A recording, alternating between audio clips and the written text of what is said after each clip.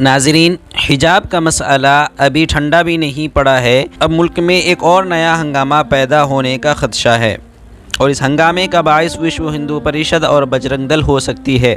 اس تناظر میں موصولہ اطلاعات کے مطابق مدھیہ پردیش میں بجرنگ دل اور وشو ہندو پریشد نے مساجد اور لاؤڈ اسپیکر کے خلاف مہم شروع کر دی ہے، جس سے امن و امان کا مسئلہ پیدا ہو سکتا ہے۔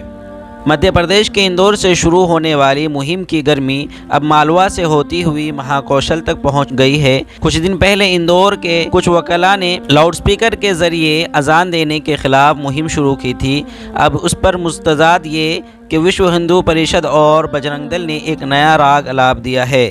اس سلسلے میں وی ایچ پی اور بجرنگ دل کے کارکنان مساجد سے لاؤڈ اسپیکر ہٹانے کے مطالبے کے ساتھ ساتھ دستاویزات بھی مانگے جانے کا مطالبہ کر رہے ہیں۔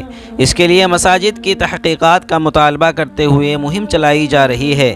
اس سلسلے میں بجرنگ دل اور وشو ہندو پریشد نے انتظامیہ کو میمورنڈم سونپا ہے۔ وہیں مسلم تنظیموں نے پورے معاملے پر شیوراج سنگھ حکومت کی خاموشی پر تنقید کی ہے۔ وشو ہندو پریشد جبل پور کے رہنما سمت سنگھ ٹھاکر کا کہنا ہے کہ وشو ہندو پریشد اور بجرنگ دل کی جانب سے گاماپور پولیس اسٹیشن میں ایک میمورنڈم پیش کیا گیا ہے۔ اس میں بتایا گیا ہے کہ یہاں کی 3 مساجد میں لاؤڈ اسپیکر اتنے زور سے بجائے جاتے ہیں کہ بچے پڑھائی نہیں کر پاتے، خواتین بھی اپنا کام نہیں کر پاتی۔ بعض اوقات لاؤڈ اسپیکر اتنی اونچی آواز میں بجایا جاتا ہے کہ دم گھٹنے لگتا ہے۔ ہم نے میمورنڈم دیا ہے۔ میمورنڈم میں تمام مساجد کے دستاویزات کی تصدیق کا مطالبہ بھی کیا گیا ہے۔ الزام ہے کہ یہاں کی تمام مساجد سرکاری زمین پر بنی ہیں، ان کے پاس کوئی دستاویزات نہیں ہیں، نیز ان مساجد میں مدارس بھی چل رہے ہیں۔ بجرنگ دل لیڈر کے مطابق گاماپور تھانہ علاقے میں جرائم کو فروغ دینے میں مبینہ طور پر ان مساجد کا ہاتھ ہے۔ درینسنا تحصیلدار شیام نند چنڈیل نے کہا کہ وشو ہندو پریشد نے غیر قانونی طور پر بنائی گئی مساجد کے معائنے کے لیے میمورنڈم دیا ہے۔ یہ غیر قانونی سرگرمیوں کے بارے میں معلومات فراہم کرتا ہے۔ اس معاملے کی تحقیقات کی جائیں گی، جو بھی ہوگا قانونی طریقے سے نمٹا جائے گا۔ ادھر مدھیہ پردیش اقلیتی مشترکہ تنظیم نے وشو ہندو پریشد اور بجرنگ دل کے مطالبے کو فرقہ وارانہ تعصب اور بے بنیاد قرار دیا ہے۔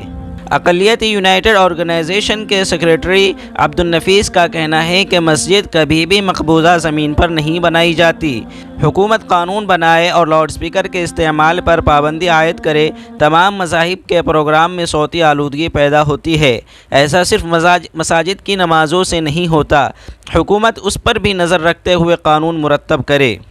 جو لوگ مساجد کو اپنی پست ذہنیت کا نشانہ بنا رہے ہیں، حکومت ان کے خلاف کارروائی کرے۔ حکومت کی خاموشی نہ صرف ان کا حوصلہ بڑھا رہی ہے، بلکہ ایسے عناصر کی کارروائیاں امن و امان کے لیے خطرہ بھی ہیں۔